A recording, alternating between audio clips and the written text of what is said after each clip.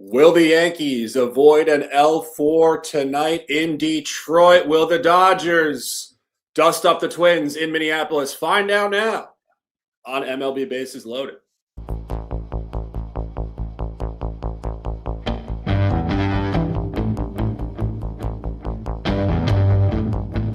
A huge card on slate today.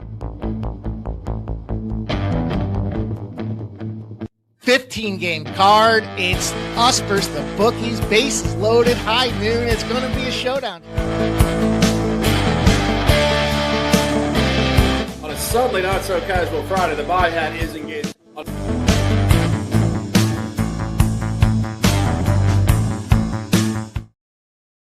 Two questions posed. We will answer them now. It is a beautiful Tuesday, the first Tuesday of the summer 26. June the 23rd. I'm the Shark. He is Mikey Money. Mike, what's going on this morning, brother?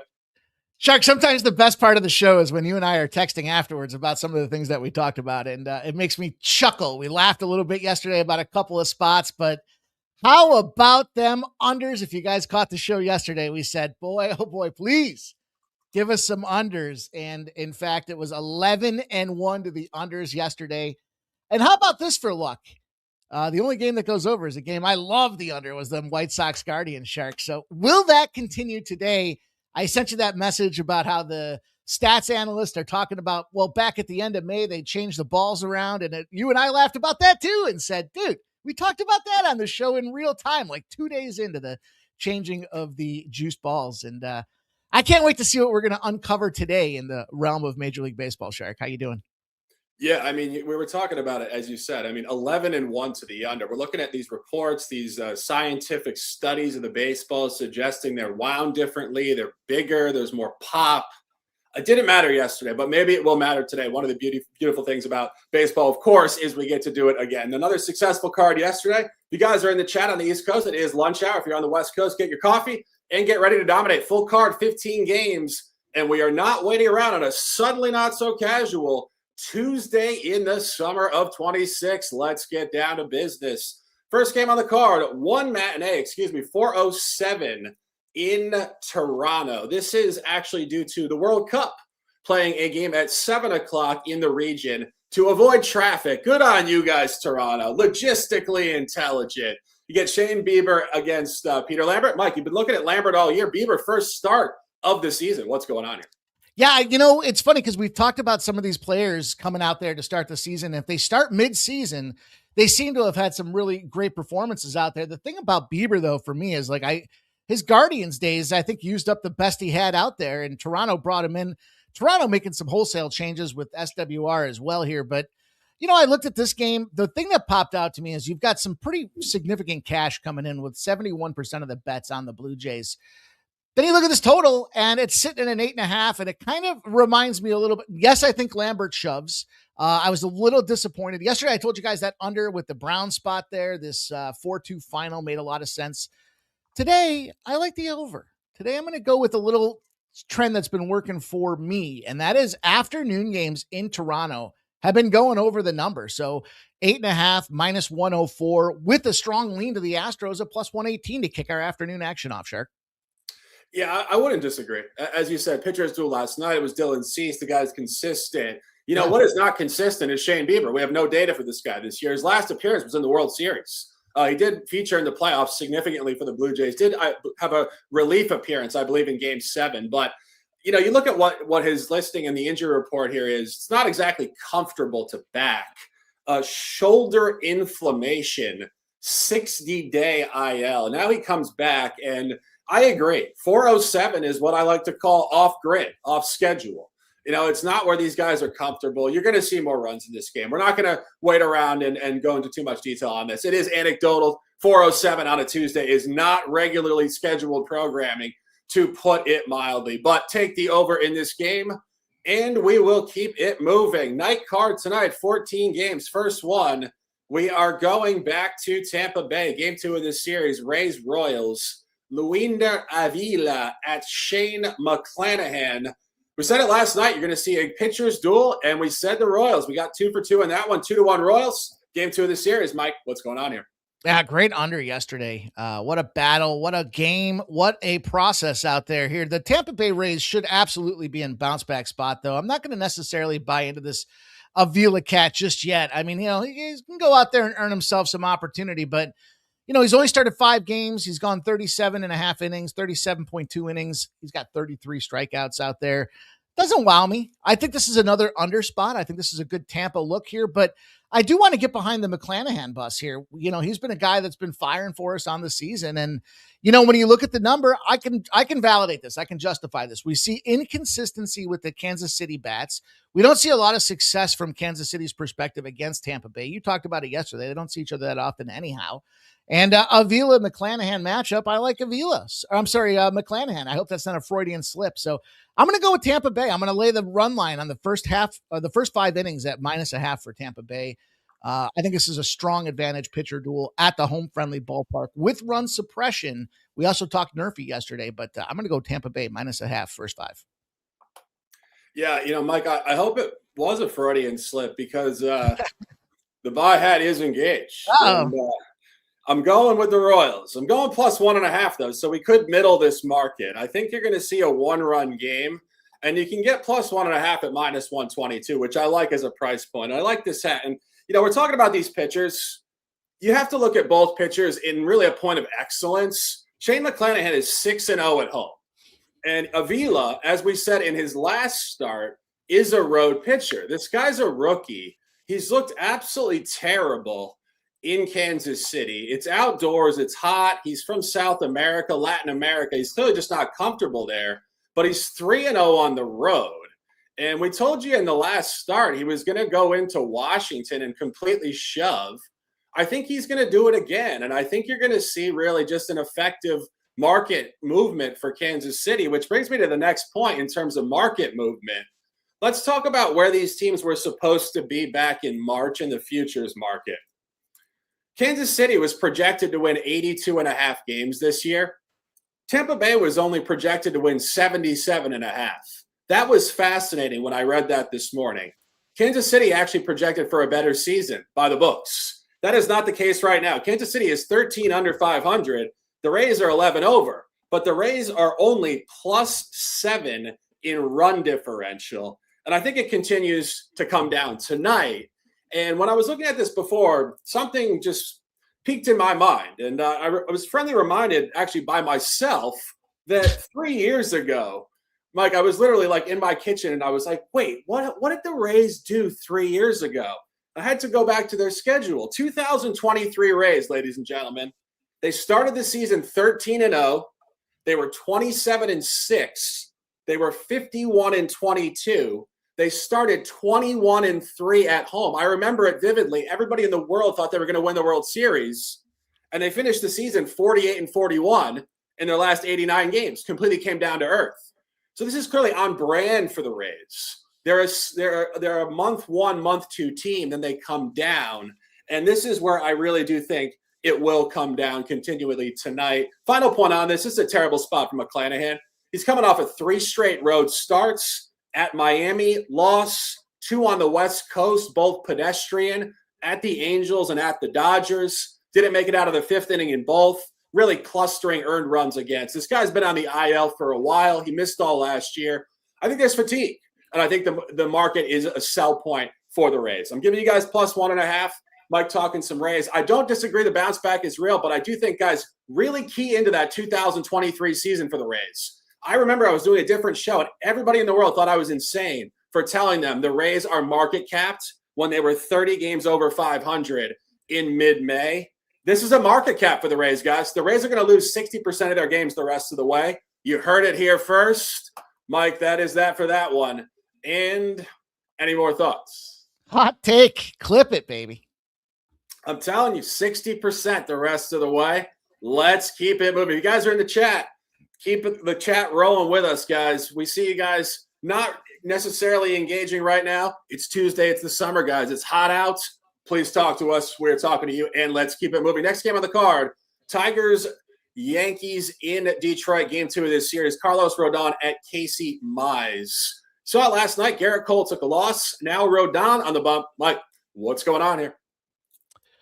Yeah, yesterday was a little shocking, a little shock and all. I guess the number in hindsight suggested that the Yankees were going down, and I was a little surprised to see one run. I mean, the lack of efficiency, but then I thought about it, and that's Detroit baseball. They're tight little games out there, and it's one punch here, one punch there. That's kind of how the Yankees have been playing since the quarter stick of the season here as we work our way to the halfway point. And I started breaking this one down. Couple things I saw. There's, I believe, the inherent advantage for Rodon against the Tigers. Why? Because the vulnerability that Detroit's been showing specifically against lefties, where they're striking out at almost 23.5% on the season. So, not a ton of sample, but it does show us that on top of that, over the last 2 weeks, as we zoom in, we want to see that number get bigger. It's 25%. So check that box on top of it. Then we see a bloated, a monstrous, juicy strikeout prop for Rodon at 5.5. Doesn't surprise me. The guy's got 10.3 strikeouts per 9, 7 starts in the window. He's been crushing that number 71% of the time, and he's hitting 27.2% on the strikeout meter. So for me, the best way I thought to attract or attack this game isn't so much regarding the actual, Rodon strikeout prop. It's too juicy. But how about the Yankees? We'll take that first 5. Forget the rest of the game and the potential implosion impending. Let's take Rodon to go out there and have a start. When we take his first 5, we can catch it at plus 115 if you lay the run line. So I will be in the Yankees first 5 minus a half run business, plus 115. Yeah, you can have the first 5. We'll have the game. The buy hat is engaged. I think I've become a significant fan of the AL Central on this Tuesday, but this is the same exact conversation for me. Let's talk about the futures market yet again here. Yankees sitting 15 games over 500. Their projection's only 90.5. And Detroit's 10 games under, projected 85.5. The exact same discrepancy in the Tampa Bay conversation with Kansas City. And you look at what's going on here. Detroit is really kind of in a bookend window for me in terms of 2 seasons. Sometimes I talk statistics. I say you got to zoom in. This one, you got to zoom out. Let's talk about 300 plus baseball games. You start scorching hot last year. You crater down. You start flat this year. They're showing momentum. This is where they continue to come up. We're talking about Carlos Rodon here. He's 4-0 in his last 4. You know who he's not dominant against, however? Detroit. In his Yankees career, he's 0-4 against the Tigers, and the Yankees are losing those games by an average of 6.3 runs per game. Absolute domination by the Tigers against this guy, including a start last year in this stadium, heads up against Casey Mize, where he did give up 5 earned runs in 6 innings in a Detroit 6-2 win. Casey Mize last year, 2-0 against the Yankees, also margin 6-2 in the game I just mentioned, and hammered the Yankees on the road in September 12-2. I think we're at a point in the season here where when we look back in October, we can rewind maybe to this show precisely, and we'll say a lot of things change in the middle of baseball season. And teams that look good for month one and month 2 kind of come the other direction. And teams that look terrible also come the other direction. I think there's a significant buy market on the Tigers. I think the Yankees are a little capped here. And ultimately, I just think the lineup is flat without Aaron Judge. One final point on this, Mike.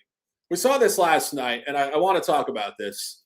Jazz Chisholm, playing second base, down 3 runs in the middle of the game, sucking on a lollipop.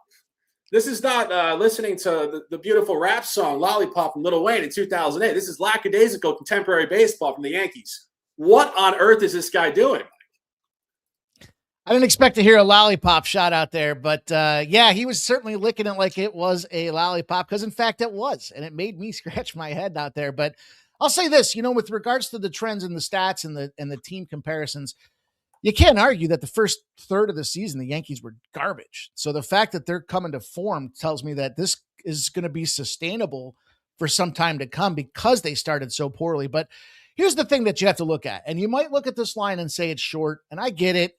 It does look short on the surface, but historically, this is a smash them right in the mouth spot here. When you're the road favorite against a team on a 4 or greater road streak in the last 22 seasons of baseball, that road team has cashed 63% of the time. Now, 63% over 22 seasons, long stretch, but when you zoom in, They're 7-3 in their last 10. They've cashed 5 in a row. It shows incredible strength to this line and playing in on the Yankees. So I'll jump in again. That first 5, I like it. We'll see what happens full game here, but it wouldn't surprise me if we see a little traderoo here. 6th, 7th inning, Detroit takes the lead, and then we live bet the Yankees again. It's a lot of zigzag in the game, but that is baseball for you. The lead does flip back and forth constantly. And so we got first 5 for the Yankees for Mike, and the Bahat is engaged. 2 plays, 1 game. Let's keep it moving. Next game on the card, going to Pittsburgh.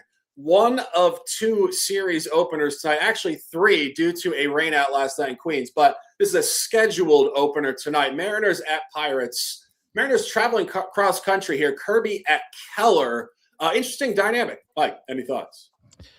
Yeah, I don't want to be involved in the Pirates business here. I'm not feet to the pedals, but I did talk about how they're in a position to get their faces busted in here a little bit.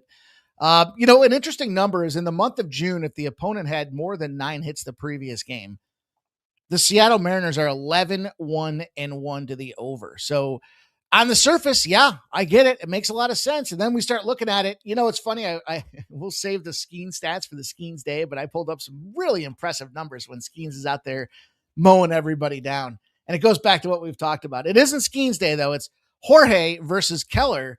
And again, in this situation, we have some strong historical data that says this is a Mariner spot. I'm going to take the Mariners, not just because my feet are taped to the pedals, but road teams, close games, one of those spots where you're 62% on the victory. If it's going to be a tight one, and that's what these 2 teams tend to do, the favorite comes out on top. And I think it's priced the way it is here for the road. Not a short number. You got to figure the home team should be sitting around -125, -130. So that's essentially 60 cents of juice in the Seattle Mariners direction. And I concur. I'm going to take the Mariners. Yeah, I agree. I think the Mariners might get to some margin here tonight, actually. And when you look at the line, you got to look at the split with the run line here, which is actually a pretty interesting conversation, in my opinion. The money line is currently only sitting at -117, but the run line is actually only +138. It's only about 50 points. And what that's telling you is not only will they get a guaranteed 9 innings at bat, but the projection is very similar to win the game, with winning the game by 2 runs. And you ask yourself why. 1, Kirby's going to pitch well here. He has 1 start this year at the National League, and it is within this division. He pitched at St. Louis on a weeknight, Friday night, April 24th. He pitched great. 6 innings pitched, 5 hits, 1 walk, 2 earned runs, complete control. And I like to talk about this, as you guys know, it's environmental. This guy's from New York. He's from Westchester County. He's from Rye. So he's not uncomfortable traveling to Eastern time.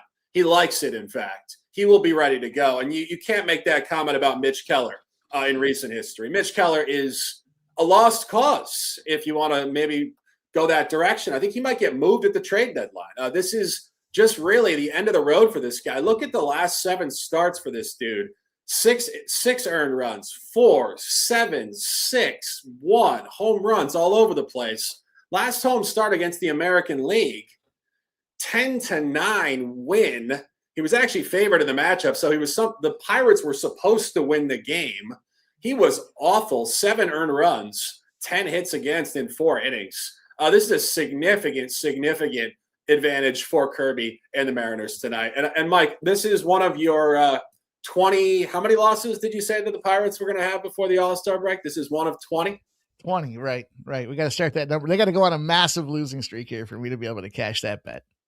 Well, it's going to start tonight. So we'll get ready for that. I think we're going to get to the money line, the run line as well. Take the Mariners, guys. And I think we're going to see runs in this game too. Robert says over 8.5. As I mentioned, Keller really serving up batting practice here. The Mariners bats will be ready to go. Similar to what you saw the Twins do against this guy at home on Saturday, May 30th. Definitely look to the over. And of course, we are on the money line officially. Seattle -126. And let's keep it moving. Next game on the card. Going back to Miami tonight, Sandy Alcantara, Cal Quantrill, Marlins Rangers game 2. Tough one last night. We thought the Marlins would be all over them. They kind of left it out there. They had a lot of runners left on base. It was just really a coin flip game. Can't say Mike or I were particularly pleased with that one. Now you get Alcantara back home. He's pitched great at home all year. He's pitched well against the American League. Do the Marlins bounce back tonight? Massive fucking letdown for Miami yesterday, dude. That was that 17-0 has never lost in the history of baseball. And then even, bases loaded, bottom of the 8th inning, I'm looking at it going, all right, they're down 4-2. Let's get 2 across.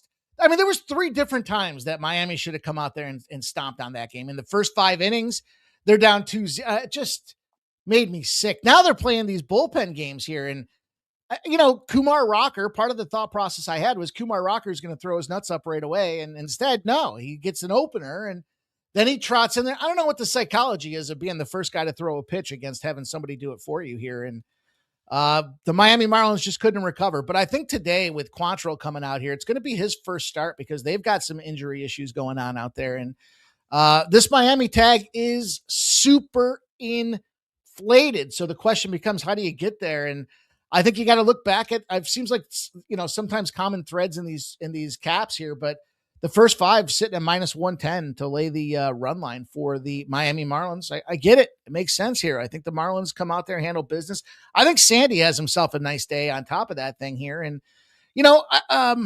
I think we probably see some more runs. A couple games where I was looking at, I like the overs, but do I want to trust the other team? So do I look at the team totals here? But I think the Marlins are the answer. I like the first 5 with Sandy, lay the run line. You could probably even parlay Tampa and Miami first 5s if you don't want to lay run lines. And I think you'd be okay in those spots too. Yeah, I wouldn't disagree. I think this is a bounce back. The market's agreeing. It opened about $150 or at 163 as well.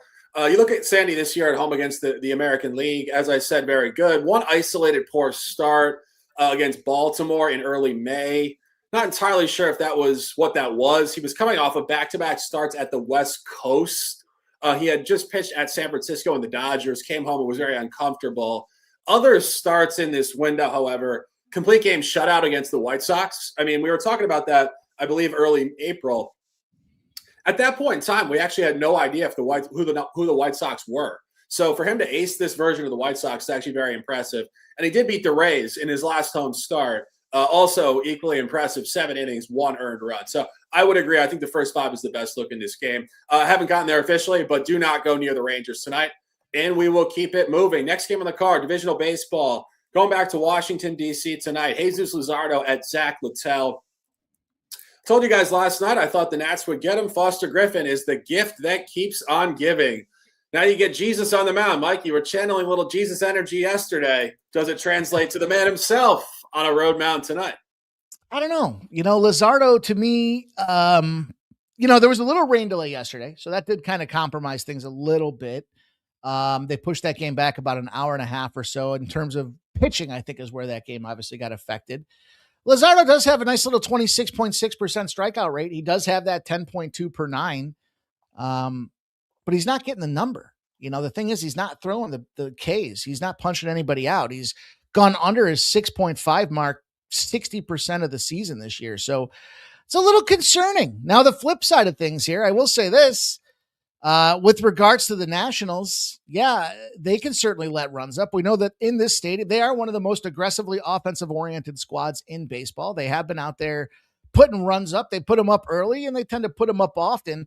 I like the over in this game, but I think the Phillies do bounce back, and I just want to take the Jesus variable out of the equation. So I went to the Phillies team total over 4.5 -120 seemed like a fair price tag to have, considering you got Lytle, you got Harper, you got Schwarber. By the way, take a look at a Schwarber bomb. Schwarber's trying to be the first guy on the season to get 30 home runs. So there is motivation. It's typically the 30 mark and the 50 mark that kind of get the recognition when it comes to the batting side of the situation. And there's definitely motivation, especially against this Lytle cat, to go out there and fire on him. So I like the official team total over 4.5 for the Phillies. And then as far as the homer's concerned, I mean, it's not quite where you want it to be at plus 180, but maybe 2+ homers as well. Like, he wants to take advantage of his opportunity. I think he does it again. He just did it on Saturday. Why not see it again today? So a couple spots for you guys to look at with this game.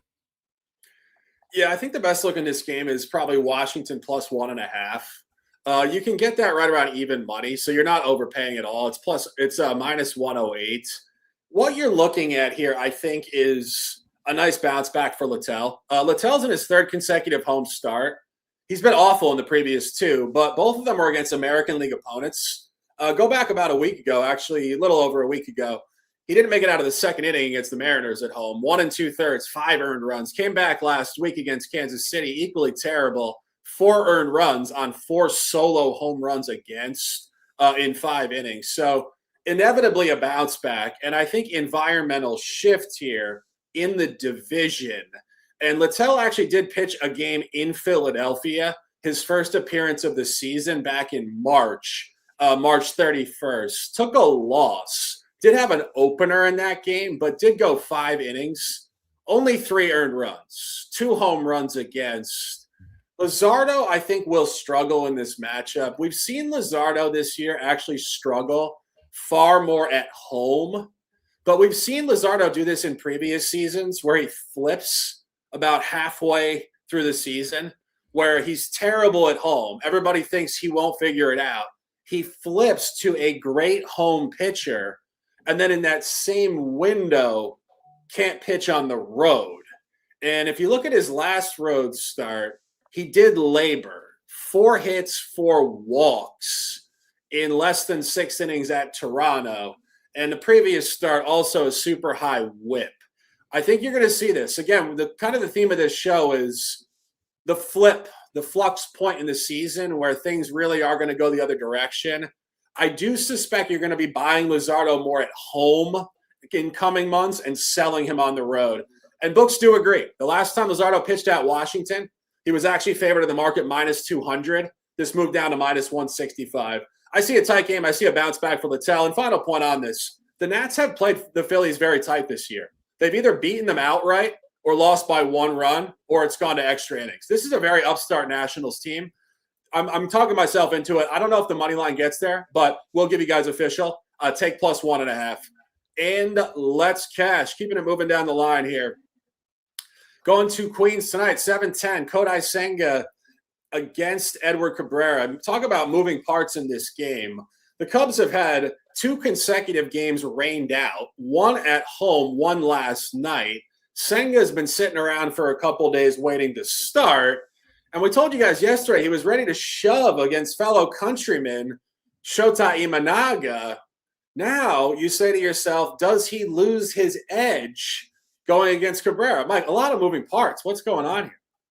Yeah, this might be the sharp special of the day right now. You've got this line open up. You talked about the situation in the environment yesterday, the rain delay.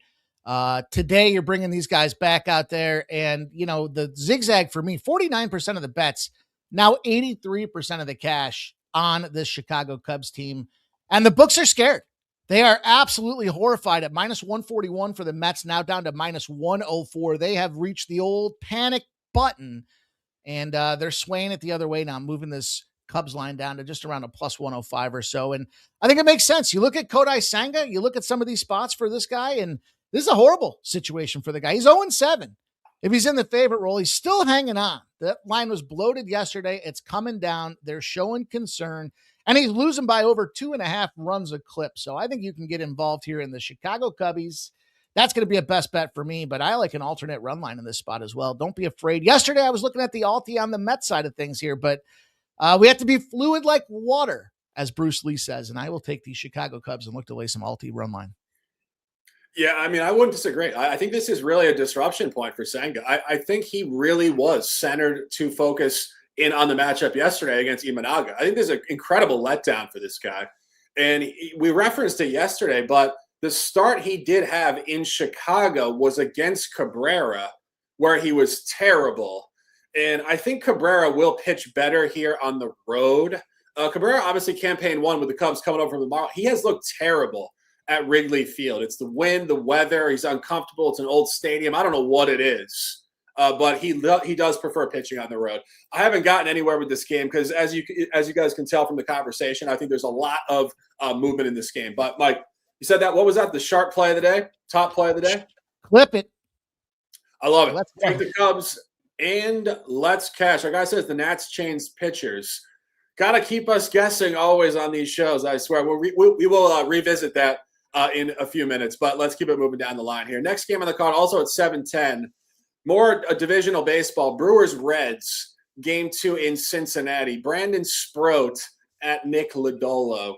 Saw yesterday, Brandon Woodruff was injured, and he came back and he was not perturbed. 10 Ks, 0 earned runs in 6 innings, and Brady Singer matched. Mike, I had an over yesterday. It was one of my most idiotic takes of the year. Not even close. What's going on tonight? I had a tough time with this whole series because I think the Reds, contrarian look there, take down the Brewers in this spot there. So I was a little disappointed to see what happened. Road favorites after an extra innings win. Look, they've been losing. So it's enough for me to say I'll take some Lodolo. We talked a little bit about Singer getting busted up yesterday, but then hindsight, there were 2 games that I looked at it deeper and said, the numbers tell you over, but I could share a case for under. One was this game. The other one was that Minnesota Twins LA Dodgers game. And just about every game in Major League Baseball hit the under yesterday, but I suspect we do see a little zigzag in the series with a little bounce back, but I'd have to take Reds or nothing. I think Lodolo gets the better opportunity just from a kind of who have they faced lately perspective. I think that the strength in offense lies today with the Cincinnati Reds, but like I said, I'm more committed to this series. I chose to attack this one. I think I got a plus 140 shark with the Reds to win the series. So if I can grab a win or 2 along the way with the Reds and the Brewers still win the series, then I'll still make profit. So it's kind of the theory I had there. Yeah. I'm still working on the side, but I'm going to give you guys the over. I'm not running and hiding. I'm buying back into the market, and I think this is even sharper of a take. When you see the game yesterday, 2-1 final in extras, 0-0 through 18 frames. And then the line is sitting the next day at 10. Guys, this is your stinky line of the day here. Why is this at 10? I'll tell you why. Brandon Sprout is 3-0 versus the over at National League opponents, 2-0 versus the road over in the division. Over at St. Louis, over at the Cubs in this line range, 9-3 on a 10.5. And Lodolo, 28 years old here, just has never really come to fruition, if we're being honest. This guy was supposed to be real high-end rotation, tall, lefty, crafty velocity 3 or 4 years ago. He's been inconsistent. He's been injured. His numbers this year, it's a pretty big sample. They're just not very good. Look at his ERA on the screen, guys. 6.12, 42 2/3 innings pitched. He's given up 29 earned runs, 8 home runs. He doesn't pitch well in the division. And talking about these pitchers' duels in the line moving the other direction, bizarrely, in terms of what I'm saying about Lodolo not being very good, he did face Milwaukee last year on the road in an early season game in April against Nestor Cortez, and the final score of that game was actually 1-0 Milwaukee. So he did ace this lineup, but here's your line functionality. The total was 8. So the books actually liked a lower scoring game in that matchup featuring Lodolo, and now it skyrockets up to 9.5. This is by far the best total of the entire board. It's a buy low in all markets. It's a spot-specific analysis of both pitchers. Take the over and let's cash. And Mike, we got a video. Let's go. Appreciate everybody tuned in. All we ask you to do if you like the content is to hit that thumbs up button. It certainly helps us. Don't have to do it, but we like it when you do, and take the time to comment on the videos after the fact. It means a lot for the Sports Money Network. Appreciate you guys that have tuned in. We'll get back to the action right after you hit that thumbs up.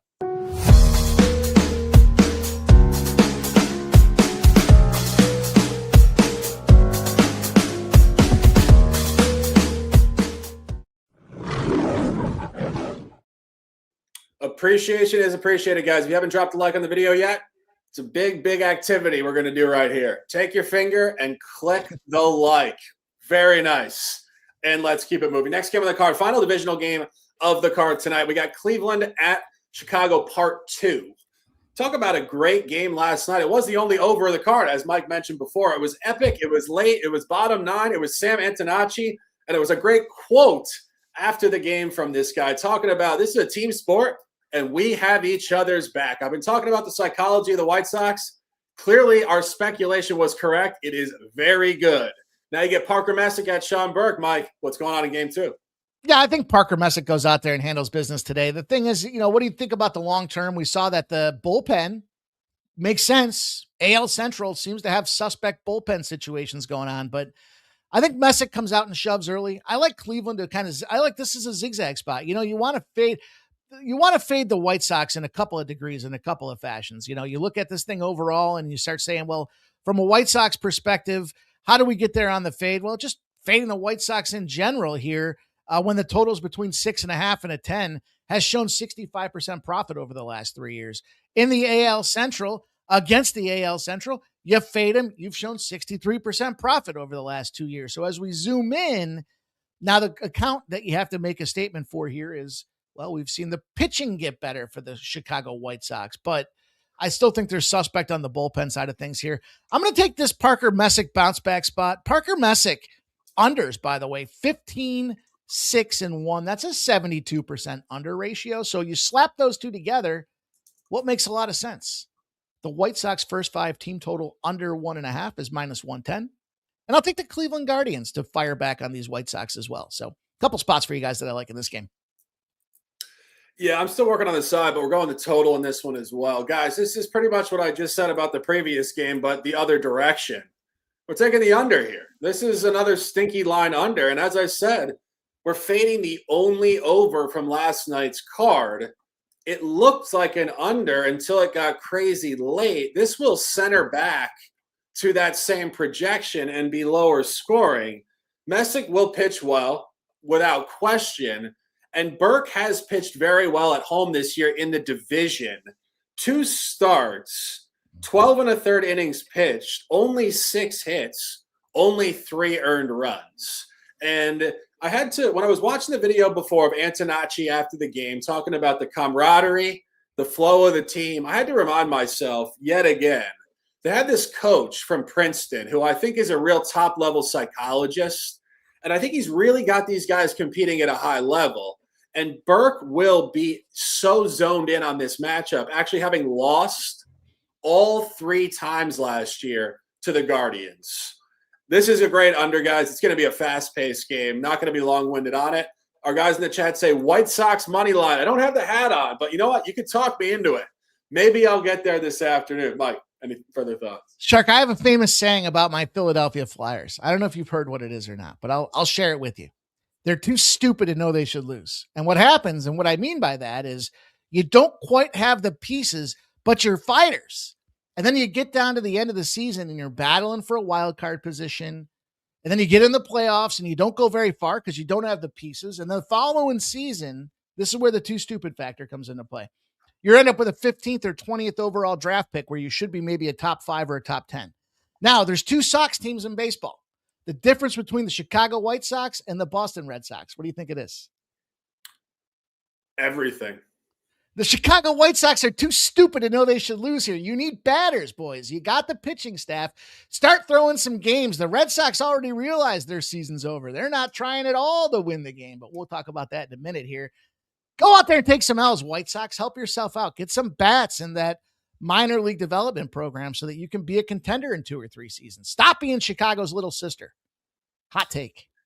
Definitely a hot take because those guys would tell you to shut the hell up. We're going to go win some ball games. But, speaking of winning ball games, they are 10-1 at home in the division.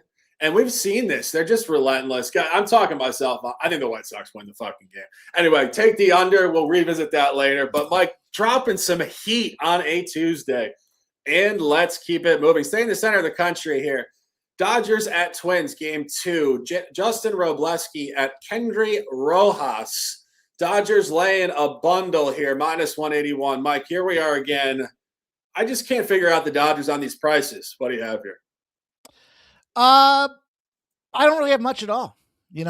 Minnesota Twins would probably have to be the play or nothing here. Again, I thought yesterday was the over, and it goes under. But then upon further review, when you saw Zebby Matthews likes to play at home. Now, the Twins are not great against lefties.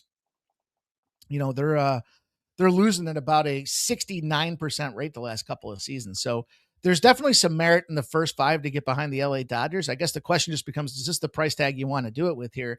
When they do play bad AL Central teams, the Dodgers in night games are on fire. It's like the lights go dim and the boys shine bright. 13-1, them Dodgers are in those spots. So Probably would have to be a little bit of a either Dodgers run line or Minnesota Twins money line, and it just comes down to where can you get the better price. So I need to let the day settle a little bit more, just in fairness, before I have an official feet taped to the pedal spot here. I'll say this, against lefties, the Twins games do go over. They're gone over 63% the last 2 seasons. So do the Dodgers just smash? And if they do, then you should probably be in an extended run line. So I'm bouncing like a ping pong ball all over this game. I don't have any clarity and line of sight for this thing yet. Yeah, I agree. I think it's a tough game. I think it's overpriced. The projection is obviously for the Dodgers to win. Anything could happen. You don't want to be mortgaged out 2 units to win 1 really ever, particularly with a chalk team like this. Just a garbage game, guys. If you like this game, type what you like in the chat. We will defer to you guys in this one. And we will keep it moving. Next game on the card, going back to St. Louis tonight, Diamondbacks, Cardinals game 2. Eddie Rodriguez at Kyle Leahy. Told you guys last night, take St. Louis. I gave you guys the money line and the run line. They had a 3-0 lead in the game. Could not hold on, as seems to be so typical right now in baseball. You get margin, and just they give it right back. But nonetheless, did hold on for the money line, which I liked. Now you get the zigzag perhaps tonight. Mike, what's going on here? Tough one again. These kind of middle 745 wedges. I would probably say this is zigzag central here. You've got 48% of the bets and 60% of the cash. Not quite the sharp Slayer special here, but this line has come down considerably on the Cardinal side, -120 to -108. It's another one of those games where I want to see the lineup kind of firm up a little bit here, because I think that the Cardinals, they're a little too hot, 42 and 34. We're waiting for these guys to regress. They're going Leahy with a 4.63 ERA.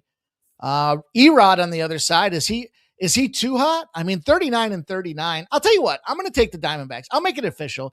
This guy this year, he's 11 and 3. I think he's the edge that they need out there. Now, maybe in the long haul of the game, they shit the bed and implode here, but first 5, -105 for the Arizona Diamondbacks. I'll take that official. Just the first 5. Yeah, I like that snap take because the buy hat is engaged. Taking the Diamondbacks, Mike, I agree with the first 5. We're taking the game at +104.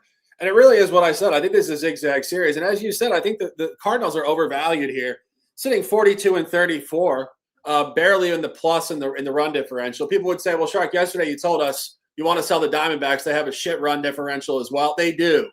But I do think this is much more centered on Eddie Rodriguez, as Mike said. This guy is 2-0 on the road at the NL Central.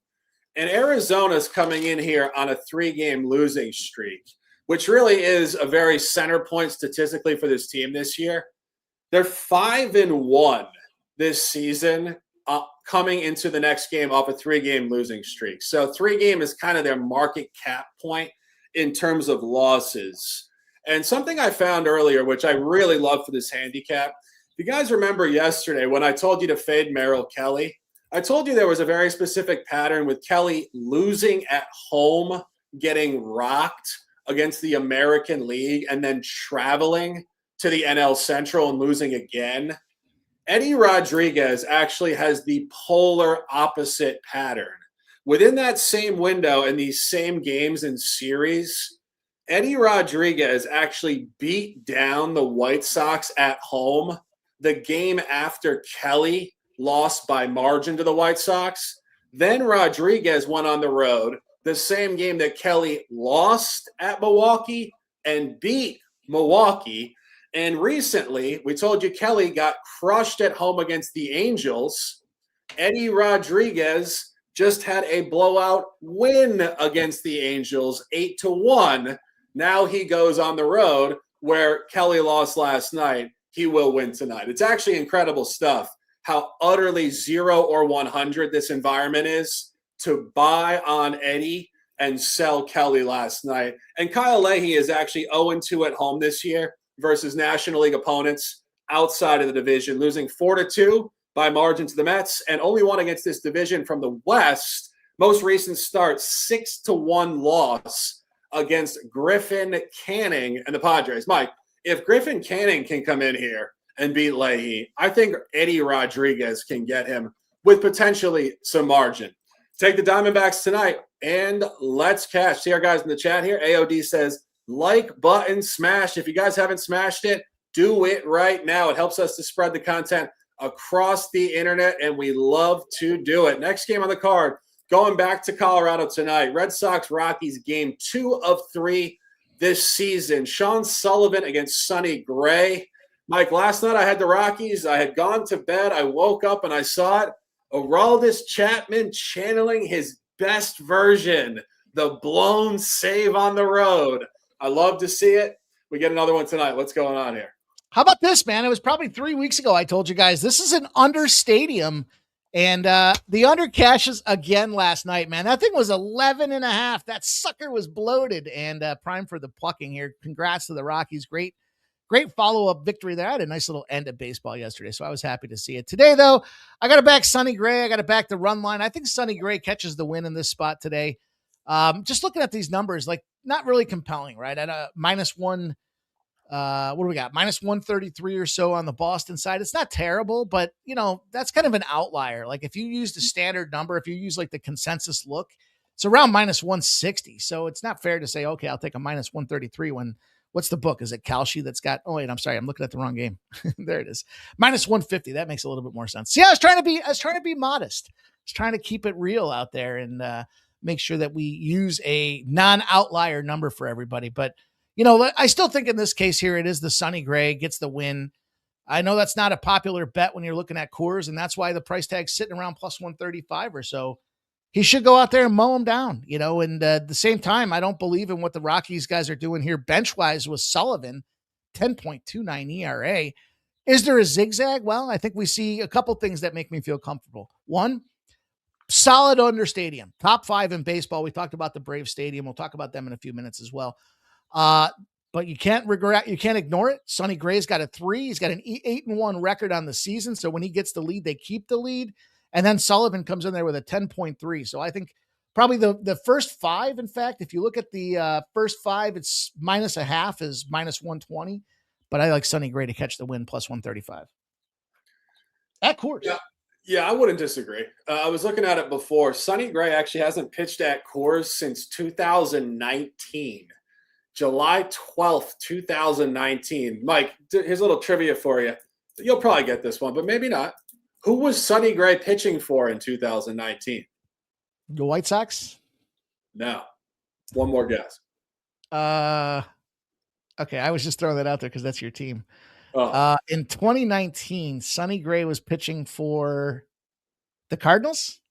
Close. The Reds. That was my other guess. All right. Yeah, he went into Coors and threw a really efficient game. So I think he's unfazed by the altitude. And I think his stuff generally keeps the ball down more often than not. Tough game here. This guy, Sean Sullivan, rookie. I believe it's his first appearance at home for the Rockies. Couple road appearances. Pitched at the Cubs. Got absolutely rocked in his most recent start. Little interesting tidbit on this guy. He's from Massachusetts. Andover, Massachusetts. Shout out to you guys up there in New England. But we talk about this all the time with these guys who make a debut and end up facing the team from their region like immediately. I mean, clearly he's going to be jacked up to face the Red Sox. I just don't know if the stuff matches the emotion. I would lean towards the Red Sox. Just a little tidbit there I found to be interesting. And we will keep it moving. Next game on the card, going out west tonight, 9:38 Eastern. That is 6:38 Pacific, Angels Stadium, Orioles-Angels game 2. Shane Baz. No, that is not Randy Johnson throwing flames out west 25 years ago. This is Ryan Johnson, who is not supposed to be in the Angels rotation and is only in there due to an injury to Grayson Rodriguez. Mike, saw it last night. The Orioles did not seem fazed by the travel, the West Coast, anything. Another strong line tonight. What's going on here? Yeah, I don't know if it's even injury to Grayson Rodriguez. They just put the guy out to pasture and put him out of his mercy. He looked terrible yesterday or last start out there. And I don't think Johnson's going to be much better. I kind of was looking at this thing thinking the Angels might just be punting on the series. They might just have said all around, we don't care. We're kind of mid-season form, trying to get, mid-season form for the Angels as everybody's fucking hurt. And I like Baltimore. I'll run them back again. I'll take the Baltimore Orioles in this spot here. I think the better bet is to get involved on some run line, get creative out there. You can take a -1.5 at +115. You get a -2.5. There's some really nice numbers. -2.5 for Baltimore, I think, is a really good spot. and it was plus 200 a little bit ago here. Let me see what the number is right now. But I would lean Baltimore. I don't have much more to go other than just my initial perception is it's a punch up for the Angels. I completely agree. And, this number is very similar to what we said about a game earlier in the show involving Seattle, where the money line and the run line are very close to each other. You're looking right now at Baltimore right around minus 130. Let me just check the current line here. Yeah, minus 133 on Cal Sheet. The run line is plus 122, so it's right around 50 points. And again, that's a projection to margin developing. And if there's a game to fade Baltimore in this series, it's tomorrow. Tomorrow is going to be the final game for them of a long Western trip before traveling back east. And they have to face Jose Soriano. And Mike, I totally agree. It's a punt game for the Angels. This guy, Ryan Johnson, has appeared in 5 games this year. He's given up 19 earned runs in only 13 1/3 innings pitched. 23 hits, 8 walks, 5 home runs. He's 23 years old. He's 6'6", 215. You know what that means, guys? He throws 100 miles an hour. He's young. He doesn't locate, and he's not fooling any major league hitters. So what this is, it's glorified batting practice. He's going to get rocked. And Shane Baz has found form. There's just no way around it. Guys struggled in April into early May. Last 7 starts, no more than 3 earned runs in any. Just took a loss at Seattle. He pitched well. Brian Wu pitched better. Ryan Johnson will not match the quality of Brian Wu, and that's why Baltimore is favored by margin in this game. I think Baltimore wins this game comfortably. Mike and I align. Take the run line, take the money line, and let's cash. Keeping it moving down the line here. 2 more games. 9:40 in San Diego. Braves-Padres, Game 2. J.R. Ritchie at Griffin Canning. Mike, I was in bed. I woke up in the middle of the night, and I saw the Padres beat the Braves 1-0. And I smiled because we said yesterday, Michael King will be a king. Now it's the opposite conversation. Griffin, the gas man, Gas Canning is on the bump, Mike. Do the Braves get to this guy tonight? Dude, I'm going to tell you what. I hammered this game about 15 ways to Sunday last night. I was all over the Padres with you. I liked it. I told you guys it was a 14-0 spot. It just made an absolute ton of sense to do it. Bear with me. I'm putting a bet in right now as we speak. So I don't want to miss World Cup action. If you don't want to miss it, I had a killer day yesterday. And side note, I think I went 7-1. I'm going to take Portugal to win till 0 here. It's about to start right now. So anyhow, I should have got that in earlier. But that being said, then the under. We like the under in that spot too. So it was Padres and under. It was 1-0. I just kept unloading. They kept giving me the Padres at minus 110. It's like, what are you doing? I'm going to go with the under though, again, in this case today. And here's the thing. Yeah, Griffin, Gas, Canning, but you got it. The reason that I was so comfortable with this, Shark, was the read on the bullpen for the San Diego Padres. The Padres bullpen is 1A in baseball. So when it was 1-0 and they had the lead, yeah, I went to bed. I thought it was a little comfortable. I was like, you know what? This is the late game on the card here. I could shut it down anyways. And then I woke up and I was like, yeah, of course they won 1-0. So that being said, though, you've got an under squad in the Atlanta Braves at home. You got a bullpen that locks them down on the regardless of where they are in the Padres. And you got them traveling. I think this is a good under 8.5.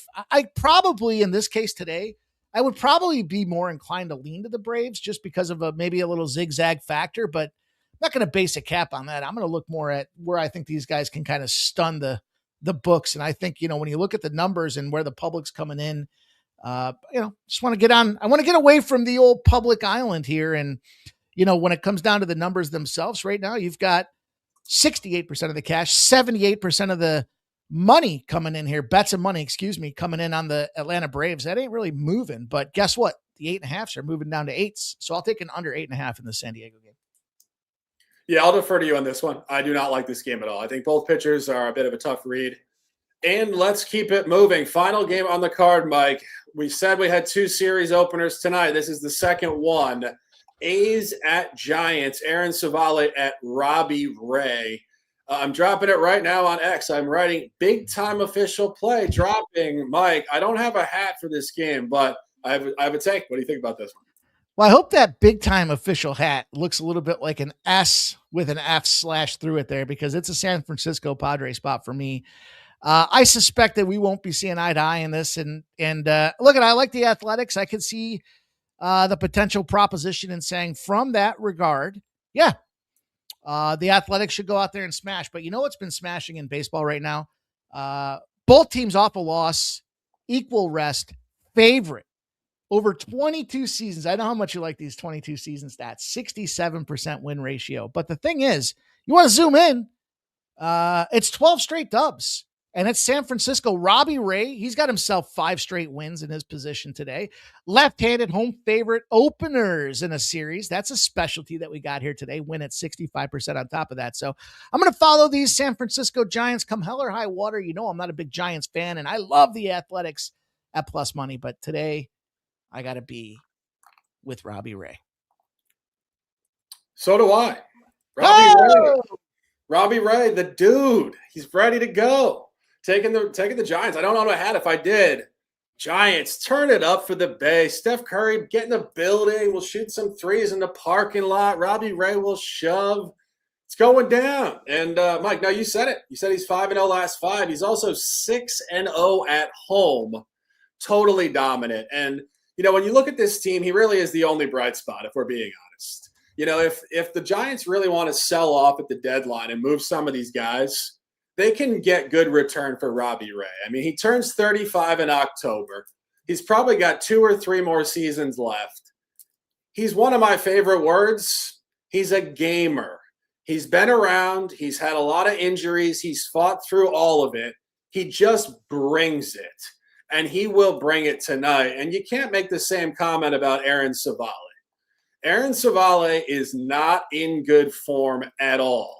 Last 3 starts, 5 earned runs, road, 3 home runs against at the Angels, came back home, 3 home runs against, 7 earned against Seattle, and another home start last week, 6 earned runs, 9 hits in 3 innings pitched against the Pirates. This guy caught some wind early season. If you look at his game log, at Atlanta, at the Yankees, at the Mets. We talked about this back in April. He likes pitching on the East Coast. He went to Northeastern in Boston. He's from East Windsor, Connecticut. He's a journeyman. He's not the conversation of Robbie Ray being elite 30-plus pitcher. This guy is absolutely terrible. And final point on this, talking about run differential in this matchup is an absolutely elite point of this handicap. The only 2 teams who have a negative run differential over 30 and have the exact same run differential are the Athletics and the Giants. Mike, you can't even make this stuff up. Both teams have precisely a minus 54 run differential. So you say they're equally graded. You know who's a sell high? The Athletics. The Athletics are 38-40 at that minus 54. And the Giants are 13 games worse, 15 games under 500, 31-46 coming in here on a 3-game losing streak. The A's are one of the biggest sell teams in the sport. Savale will be awful in this matchup. He did beat the Giants at home as a favorite. Now he's a dog. This is an absolutely marquee handicap. Take the Giants and let's cash. We're approaching an hour here. It is just after 1 o'clock on the East Coast, Mike, and we got best bets. Best bets them up. You know what? We've been struggling on the parlay, so I want to change some things up here with your permission. Of course, I have been tracking the spots that we both align on. So let's put those into this parlay, and then we can use some of our best bets for the other factors here. So it sounds like San Francisco. It sounds like Boston. It sounds like Baltimore.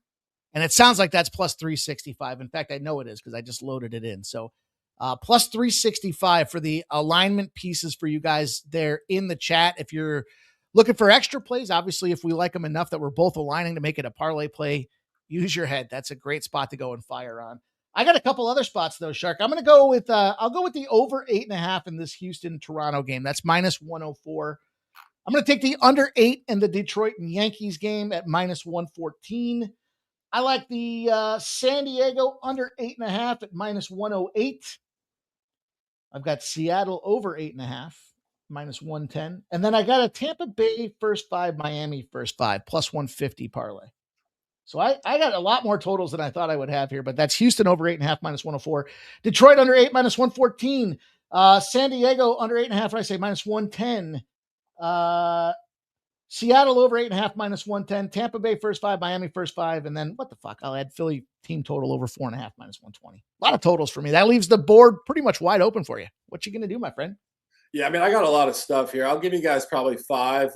Buy hats, we have Kansas City +1.5. You're at -122 there. I'll give you guys Seattle Moneyline -117. We'll take Washington +1.5. That is -108. And we're taking a couple totals here. Brewers, Reds over 9.5, -115. And Guardians, White Sox under 7.5, -127. And of course, I'll give you 6. It'll be a 6-pack here on a Tuesday. I got the buy hat on. It's an official play, of course. We're taking the Diamondbacks as well, +104.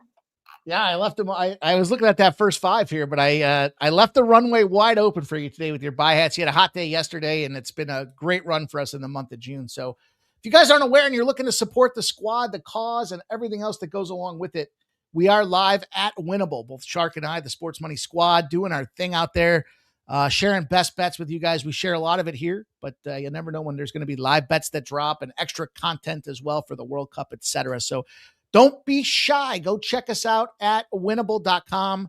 And of course, we appreciate you guys. I'll be back at 5 p.m. for pre-game, and we'll talk about kind of the roundup. We'll do the full sports board roundup here, see what's going on in the W, see what's going on in the World Cup, see what's going on with maybe some Major League Baseball props here. We'll add Nerfies and Yerfies to the special as well. But Shark, great job. As always, great research. Appreciate you putting the time and effort in to make this show high quality, brother. Likewise, it's a pleasure. And our guy says Ronaldo scores. Wow, just like that, huh? It's all we need is a little anger and passion from a GOAT to get it going in the right direction. And we appreciate you guys in the chat hanging out every day. As we said, it's the beginning of the summer. It's going to be an absolutely elite summer in terms of profitability and, of course, conversation and the entertainment we love to bring you guys within the sport of baseball. That is it for this one, guys. We will be back tomorrow, as always, at 12 noon. If you guys don't have notifications on, turn them on so you don't miss a show live. The energy, I think, is always a little more uplifted on the live show and the live chat. So we'll see you guys tomorrow. That is it for this one. MLB Bases Loaded on this Tuesday, June the 23rd, 2026. For Mike, I'm the Shark. Stay fast, stay strong, stay disciplined, and let's dominate. I'm like an addict, do I gotta have it. I ain't even playing, got a really bad habit. If it moves, gotta grab it, fuse like a magnet. Lose, won't have it till I'm doomed in a casket. I ain't playing, got a weird mind. If you work 8 hours, I'ma work 9. If the shit tastes sour, you should taste mine.